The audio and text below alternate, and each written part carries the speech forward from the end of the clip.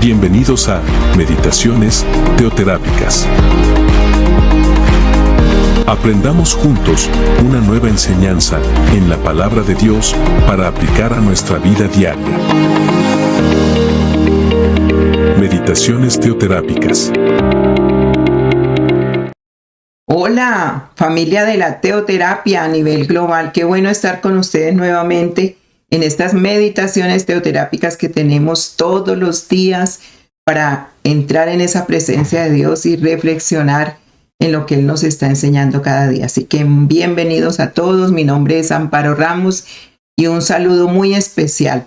El tema que hoy tengo para compartirles es viendo al Jesús resucitado.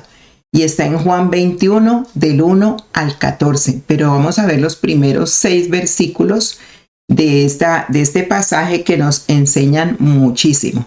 Así que entreguémosle este tiempo al Espíritu Santo y pidámosle su dirección. Espíritu Santo, aquí estamos unidos en torno a ti, pidiendo la dirección y la guía de tu Espíritu y sobre todo tu enseñanza, todo lo que tienes para nuestro corazón en esta mañana. Guárdalo, escríbelo con tinta indeleble y no dejes que tu palabra venga vacía como tú lo has prometido, sino que haga la obra en cada uno de nosotros y nos motive cada día más a hacer tu voluntad. Gracias por este alimento que ahora nos das en Cristo Jesús. Amén. Bueno, entonces Juan 21 del 1 al 14, vamos a ver los primeros versículos. Dice: más tarde Jesús se apareció nuevamente a los discípulos junto al mar de Galilea. Este es el relato de lo que sucedió. Varios de sus discípulos se encontraban allí. Simón Pedro, Tomás, al que apodaban el gemelo, Natanael de Caná de Galilea, los hijos de Zebedeo y otros 2 discípulos. Simón Pedro dijo: me voy a pescar. Nosotros también vamos, dijeron los demás. Así que salieron en la barca, pero no pescaron nada en toda la noche. Al amanecer Jesús apareció en la playa, pero los discípulos no podían ver quién era. Les preguntó: amigos, ¿pescaron algo? No contestaron ellos. Entonces él dijo: echen la red a la derecha de la barca y tendrán pesca. Ellos lo hicieron y no podían sacar la red por la gran cantidad de peces que contenía. Bueno, vemos que esto es un epílogo, es decir, que ya se había contado también esta historia en otros pasajes antes y también había sucedido como lo mismo, ¿no? Es como, pero en diferentes situaciones, en diferentes épocas.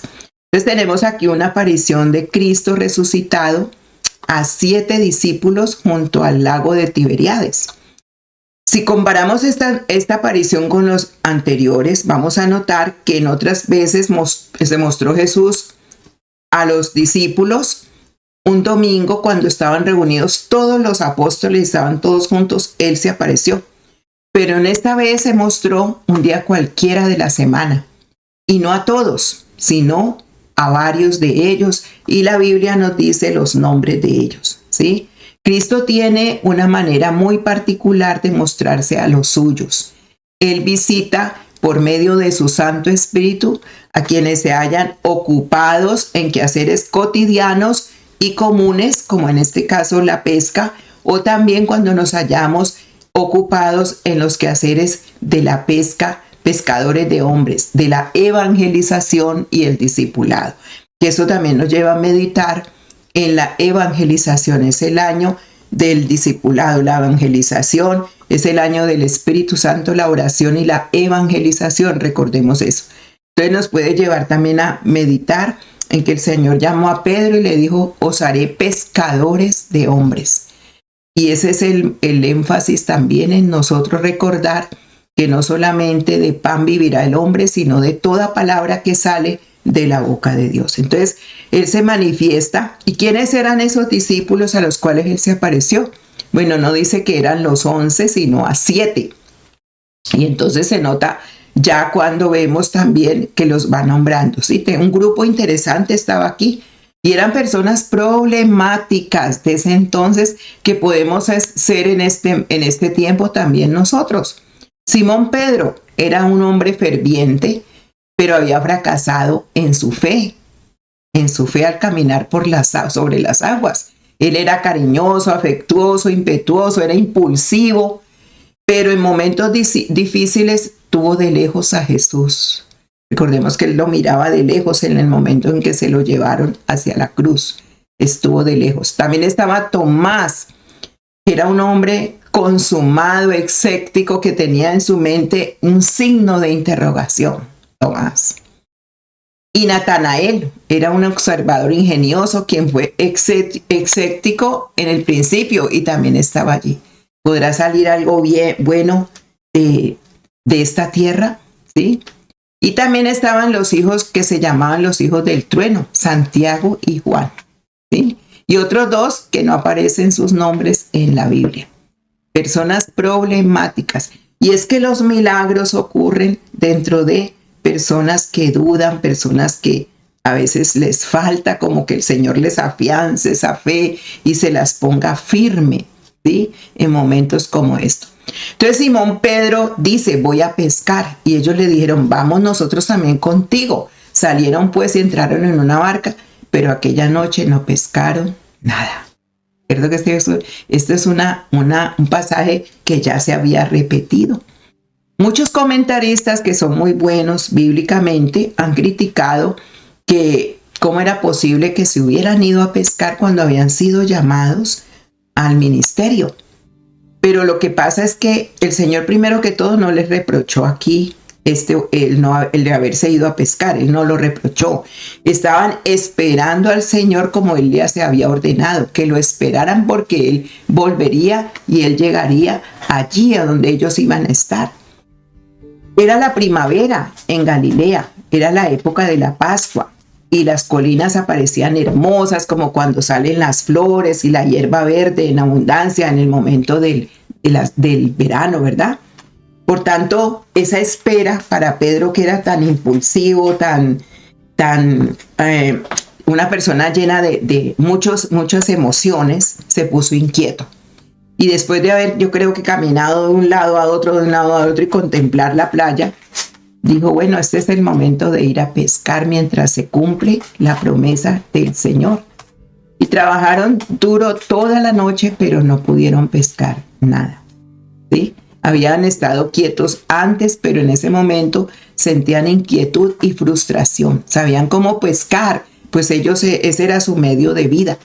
Pero ya en aquella noche hay un fracaso incluido en el plan y el propósito de Dios para ellos. Todo esto estaba planeado por Dios y ahí vemos que Dios tiene el control de nuestra vida, de nuestro trabajo, de todo lo que, porque nos hemos acercado a Él y Él a nosotros. Ellos sufrieron una decepción tremenda, ¿verdad? Y con mucha frecuencia las manos diligentes pueden regresar vacías. Con mucha frecuencia. Dios no bendice es la pereza, pero la mano diligente, Él sabe cuánto se ha trabajado, cuánto nos hemos esforzado, y Él llega el momento de la bendición.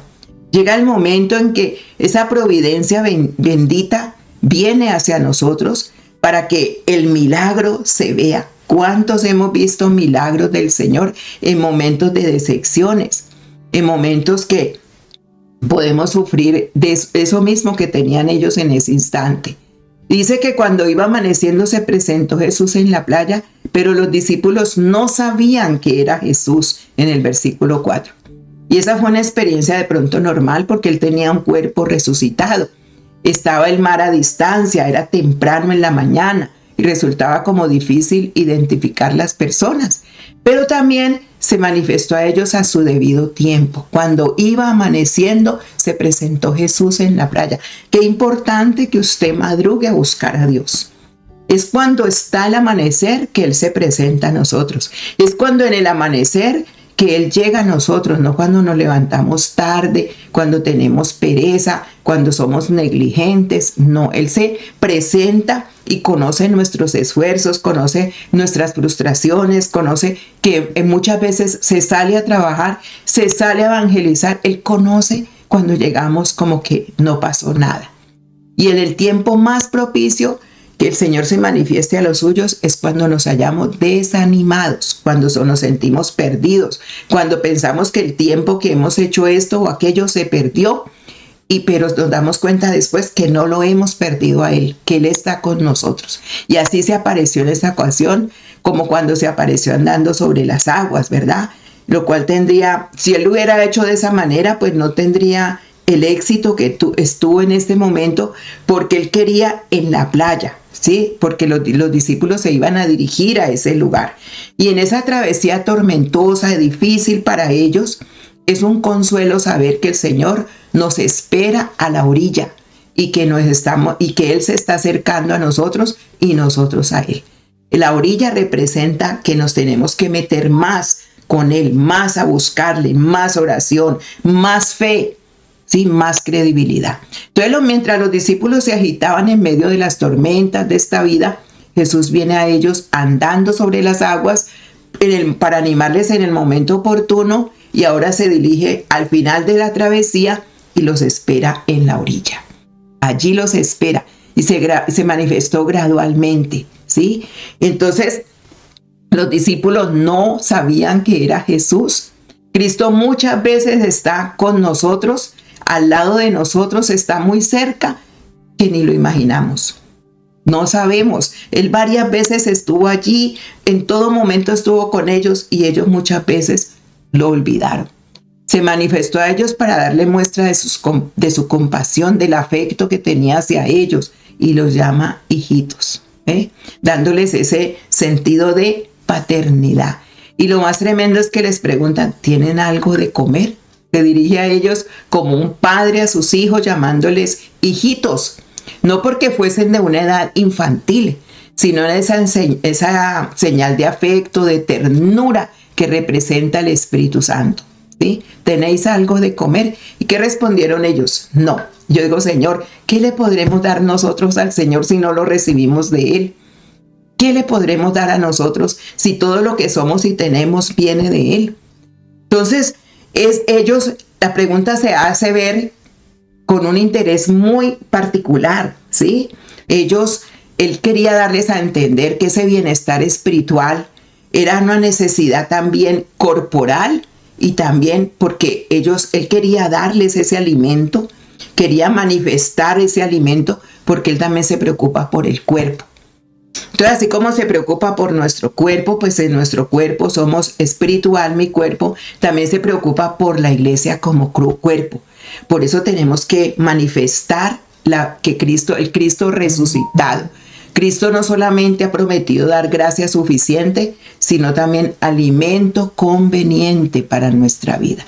Y por eso es importante que le imitemos a Él en la compasión de aquellas personas que tienen necesidad de alimento espiritual y necesidad de alimento físico.